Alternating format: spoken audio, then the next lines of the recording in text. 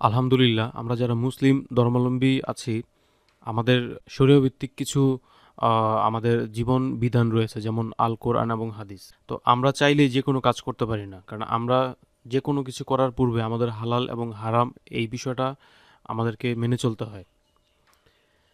তো আজকে আমরা জানবো যে ফরেক্স কি হালাল অর হারাম। এটা খুবই একটা গুরুত্বপূর্ণ প্রশ্ন, কারণ আমরা ইনকাম করার পূর্বে সেই ইনকাম সোর্সটা কি হালাল না হারাম এটা আমাদেরকে আগে জানতে হবে। কারণ অ্যাজ এ মুসলিম হিসাবে আমরা কখনোই হারাম কাজ করতে পারি না, কারণ এটা আমাদের জন্য সম্পূর্ণ অবৈধ। চলুন আমরা কোরআনের একটা আয়াত দেখি, সেখানে আল্লাহ তাআলা কি বলেছেন। আল্লাহ বলেন, ব্যবসা সুদের অনুরূপ নয়, তাই আল্লাহ পাক ব্যবসাকে হালাল করেছেন আর সুদ করেছেন হারাম। তো এটা হচ্ছে যে আল্লাহ তাআলা মহান আল কোরআন গ্রন্থেই সুদকে একেবারে হারাম করেছেন, এবং এই বিষয়ে হাদিসেও অনেক ব্যাখ্যা রয়েছে। তো আমরা জানবো যে ফরেক্স কি হালাল না হারাম। ফরেক্স হালাল কি হারাম এই বিষয়ে অনলাইনে যথেষ্ট রিসার্চ করার ট্রাই করেছি, এবং সেই রিসার্চ থেকে আপনাদের উদ্দেশ্যে আমি কিছু পিডিএফ ফাইল দিব, যেটা আপনি ফরেক্স হালাল কি হারাম এই ফোল্ডারে পেয়ে যাবেন, এবং সেখান থেকে আপনারা চাইলে আরও ডিটেলস বিস্তারিত দেখে নিতে পারেন। এবং আপনারা চাইলে অনলাইন এবং ইউটিউবে ফরেক্স হালাল কি হারাম এই বিষয়ে যদি আপনি লিখে সার্চ দেন, আর যদি বাংলায় সার্চ করেন তাহলে আপনি আর্টিকেলগুলো বাংলাতে পাবেন, যদি ইংলিশে সার্চ দেন তাহলে আপনি অথবা ইংলিশ এবং বাংলা উভয়ই পেয়ে যাবেন।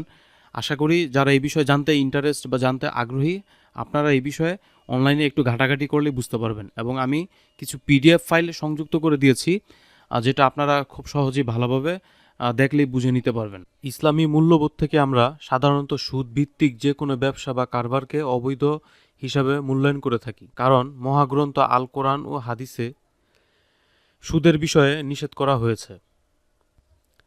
সুতরাং সে দৃষ্টিকোণ থেকে আমরা ব্যক্তিগত জীবনে সুদের যে কোনো কারবারকে আমরা ঘৃণা করি, এবং আমরা এখানে জড়িত হতে পারি না।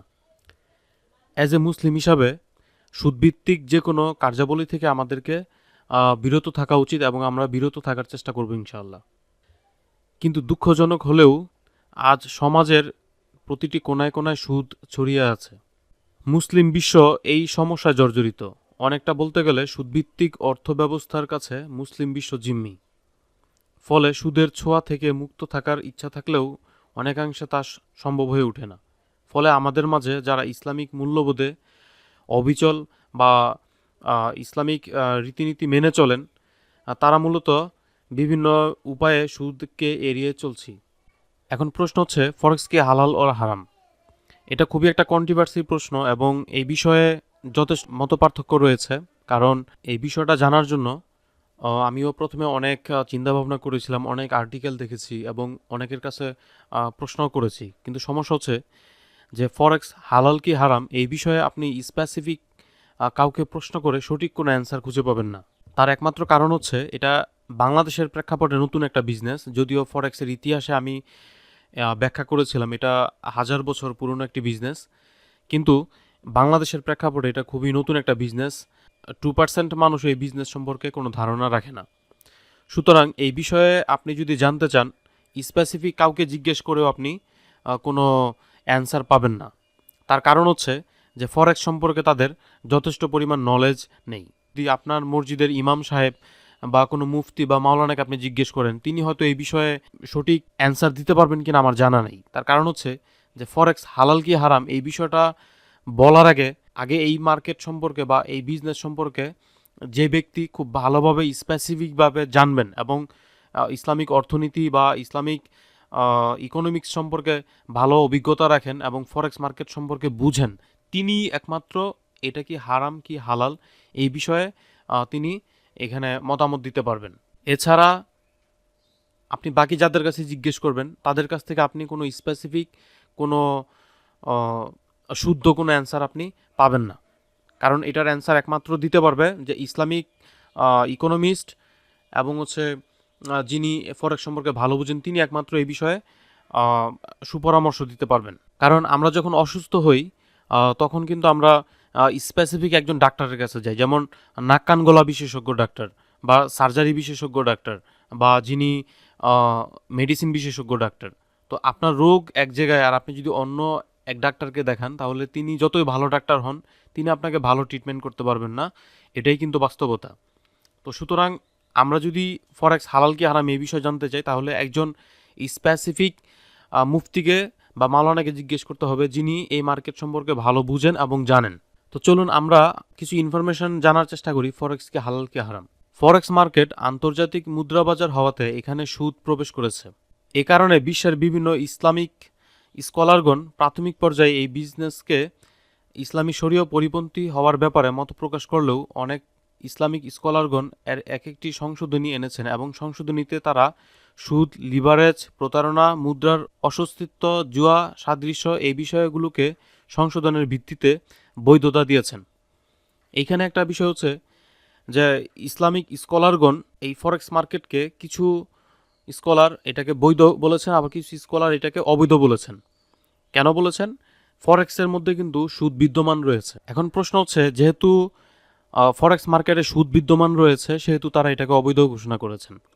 ফরেক্স মার্কেটে যখন আমরা কোনো কিছু বাই করি অথবা সেল করি, উভয় ক্ষেত্রে আমাদেরকে মাঝে মাঝে সোয়াপ দিতে হয় ব্রোকারকে। দ্যাট মিন্স সুদ প্রোভাইড করতে হয়, কারণ ব্রোকার থেকে আমরা লিভারেজ নিয়ে আমরা এখানে ট্রেড করে থাকি। এখন লিভারেজ কি এবং সোয়াপ কি এই বিষয়ে আমাদের ডেডিকেটেড ভিডিও থাকবে পরবর্তীতে। জাস্ট আজকে আপনাদের বোঝার সুবিধার্থে শুধু আমি এতটুকু বলছি, সেটা হচ্ছে যে আমরা যখন ব্রোকার হাউস থেকে মানে লিভারেজ নিয়ে, মানে ঋণ নিয়ে যখন আমরা ট্রেড করি, তখন ওই ঋণের উপর আমাদেরকে একটা সুদ দিতে হয়। আবার ব্রোকার হাউস মাঝে মাঝে আমাদেরকে সোয়াপ দিয়ে থাকে। তো এটা কখন দিয়ে থাকে, কী কারণে দিয়ে থাকে, এই বিষয়গুলো আমরা পরবর্তীতে দেখব।